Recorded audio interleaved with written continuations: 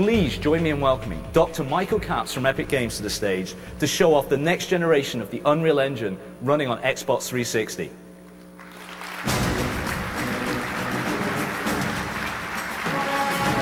Michael, great to have you. Thanks, Chris. And I'm going to leave the audience in your capable hands. I'll do what I can. I appreciate it, sir. Totally have to buy a Zune now. Okay, I'm Mike Capps. I'm the president of Epic Games. I hope there's a few Xbox fans in the audience today. Not one, all right. But you may remember a game we made for the Xbox called Gears of War that we did with Microsoft. We've had really good success. Thanks. I'm kind of proud of it. So we've had really good success with Gears and also Unreal Tournament. But as Chris mentioned, that's not all we do.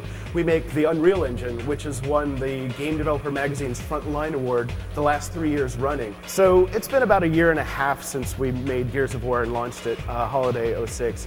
A lot of people still consider Gears to be sort of the high watermark for technology and video game graphics. But we've been pretty busy since that 18 months ago when we launched the game. We've added a lot of awesome new features to the Unreal Engine, and we've really optimized it for the Xbox 360. So I want you all to do a little thought experiment and imagine what Gears of War might look like if we were to launch it today.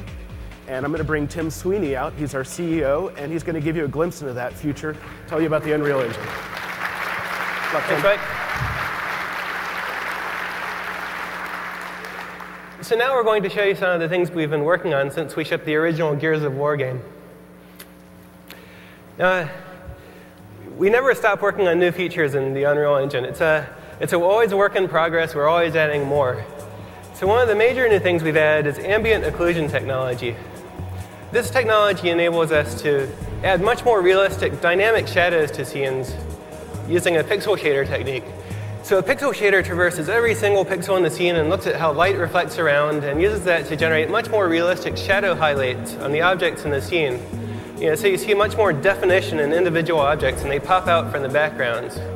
This technique works for characters as well. We've done significant work on the character pipeline. On the left here you see Marcus Phoenix as he appears in Gears of War.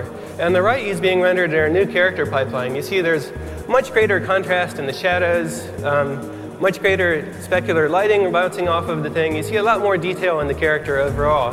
It is also a lot more efficient and enables us to render a lot more characters in scenes. If you remember in Gears of War you fought the Locust Horde, where the horde consisted of maybe like 5 or 6 locusts. But now we can really build scenes containing hordes of creatures.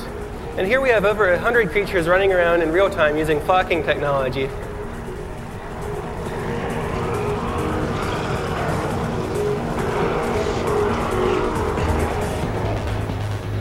We've also improved the water technology on Unreal Engine 3. Besides the realistic water physics simulation running underneath, we also have realistic specular and environment reflections bouncing off of the water.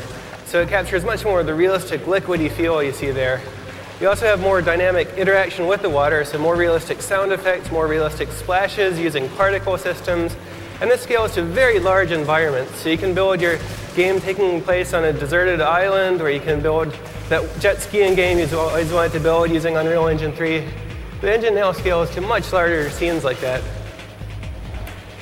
Now, Matinee is the system we use to build all of the Gears of War cinematics, the real-time cinematics that play back in engine.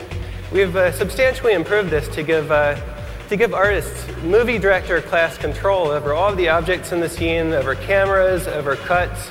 And we have a real-time preview now in engine that gives you all the visual effects of the real cinematic at a level that's not even seen in Hollywood now in their preview tools.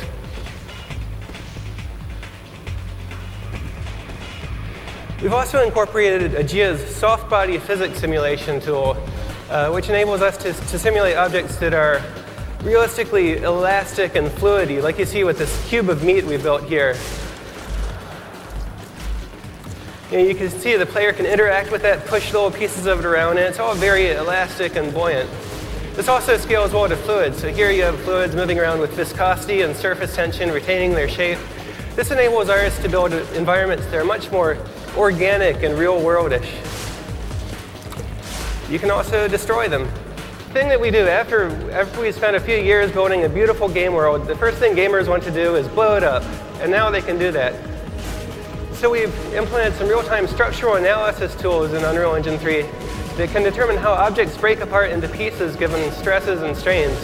And here we have applied that so that we have a building built out of concrete with a steel structure underneath. And you can see the player can go around and blow holes in the concrete, destroy the structure of the level, while the steel remains underneath. This is just one of the tools that enables designers to create far more realistic and destructible environments in future games. And these are just a few of the things we've been working on in Unreal Engine 3. We expect to have a lot more over the coming years as we learn to take more and more advantage of the Xbox 360's hardware power. Thank you.